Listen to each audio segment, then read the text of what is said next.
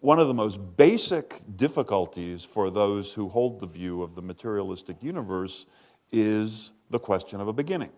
And as you pointed out before, Christianity has long claimed that the universe was created, and now we have the Big Bang theory that suggests at least that it started at a certain time. And yet, then there's always the issue, yes, but if there can't be an uncaused cause, then what created God? And I guess Christianity perhaps gives different answers to that. As I understand it, Augustine's answer was that God is outside time. And in a way, that's a good answer, but it seems to me that that's a way of saying we don't know what the explanation is because none of us has the slightest idea of what it means to be outside time. Or Christianity says that the Father and the Son and the Holy Spirit are three, but they are one.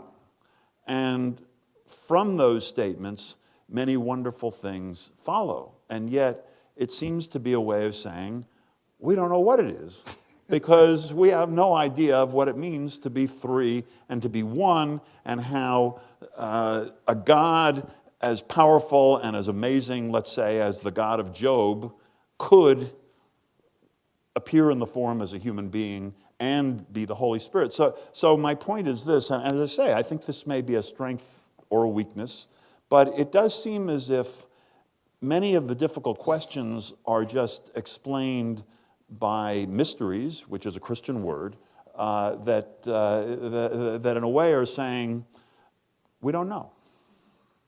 So I don't know that that's whether that's a challenge or a suggestion or a help, but it's a wonderful challenge. But I'd be interested in your response to it. Yes, I love this particular thing, and I've had to think about it a great deal because, of course, it's absolutely obvious that replacing one mystery by another is not always a helpful way forward. Sometimes it might be. Yeah, well, well, if it's a more sensible mystery. Let's unpack this because there are 3 or 4 questions, which is why I wrote them down, because with my dying brains, I can't remember everything.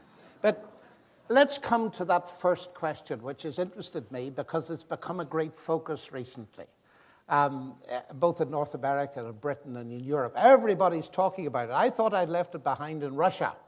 And that's the question, who created God? And Dawkins has made it the heart of his book, The God Delusion. I was staggered when I found it there. What I mean about Russia, ladies and gentlemen, is I used to get this all the time in the Academy of Sciences when I was traveling out to Russia in the late 1980s and the early 1990s, you see. That it was almost the first question. If you believe that God created the universe, then logically you've got to ask the question, who created God? And then you have to ask, who created the God that created the God that created the God that created God that created God? And so on ad infinitum. And that was the end of God, of course. And that's exactly what Dawkins says in The God Delusion. Well, let's analyze it for a moment. Who created God? If you ask that question, it shows you've immediately categorized God as created. So you're talking about a created God.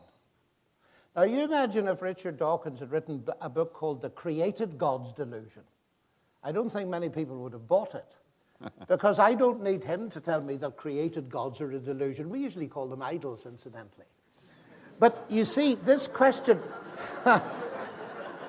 This question is extremely interesting because it's an illustration of a question that already rules out the explanation that's most likely to be true. Because the Christian claim is that God wasn't created. So if God was uncreated, in the beginning was the Word, and I'm coming to your 3-in-1 now, and I'm bringing it in obliquely. In the beginning was the Word was with God, and the Word was God. He already was.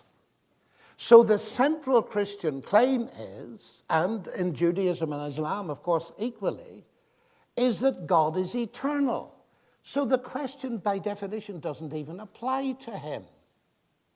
And that's immensely important. the only way you can get anything out of it then in the negative sense is to assume that everything is in the category of the created, but that's just begging the original question. And the Greeks were interested in it, and that's why John's gospel starts with those words. In the beginning, the word already was, and then it says, all things came to be through him. The Greeks were interested in the question of two categories, the things that came to be, the created things, and the things that already were. And the question resolves down to this: is there a thing or a being that never came to be? And that is the Christian claim. And he's called God. But there's a little codicil to this, you see. Richard Dawkins, and I had a debate with him on this very topic in Oxford.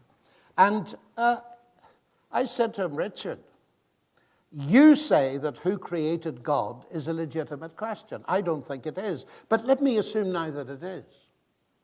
You believe that the universe created you. So I beg leave now to ask you, using your own question, who created your creator? I'm waiting still for the answer. So that's the first point. Very briefly to the second point. God is 3 in 1. Is it a mystery? Yes, it is. And am I allowed to tell a little story? Yeah, although I think we should, we want to get to moving on. Yeah. Okay. But do tell the story. Yeah. I was talking to about 1,000 scientists, and a man came up to me afterwards, a physicist, and he said, that was very interesting, all that talk about God, but he said, do you know, I detect you're a Christian. And I said, you're... Very astute gentleman. Yeah. Well, that's what I said. I said, you're pretty sharp. And he said, come off it, he said. Now look, as a Christian, you're obliged to believe that God is a triunity, that Jesus was God and man. And he said, now, come on, you're a mathematician at Oxford. This is absurd. Can you explain it to me? Well, I said, can I ask you a question first? He said, sure. So I said, tell me, what is consciousness? And he thought for a second, and then he said, I don't know. I said, that's okay, let me try an easier one. What is energy? Well, he said, I'm a physicist, I can measure energy, I could use it. I said, you know, that's not my question. What is it? He said, I don't know. Oh, I said, that's very interesting. You don't know. Tell me, I said, do you believe in consciousness? Yes, he said. Do you believe in energy? Yes, he said. So I said, you believe in these two things and you don't know what they are. I said, should I write you off as an intellectual? And he said, please don't. And I said, but that's exactly what you were going to do with me 5 minutes ago. Now I said, if you don't know what energy is, and nobody does, and if you don't believe that, you physicists, read Richard Feynman. If you don't know what energy is, don't be surprised if energy, light, gravity, and consciousness are a mystery. Don't be surprised if you're going to get an element of this in God. You're bound to get it. But now I pushed him a bit further, you see.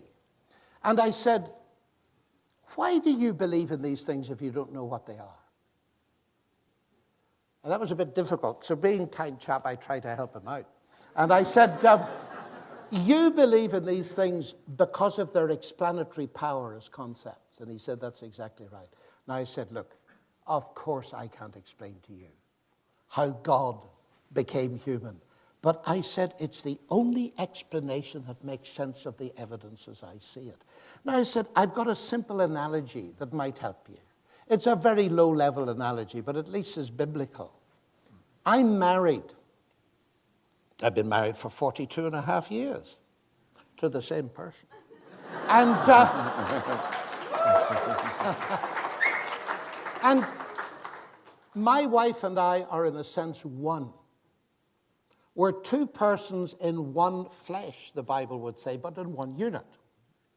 And it seems to me that at the very least, don't misunderstand me when I say this, that this mystery is telling us something magnificent about God. God is not a monolith who, to put it crudely, was lonely, so he made a few people so that he could have somebody to talk to. God is himself a fellowship. Now, that's undimensioned and we can't grasp it, but there is a sense in which I feel it's got to be something like that.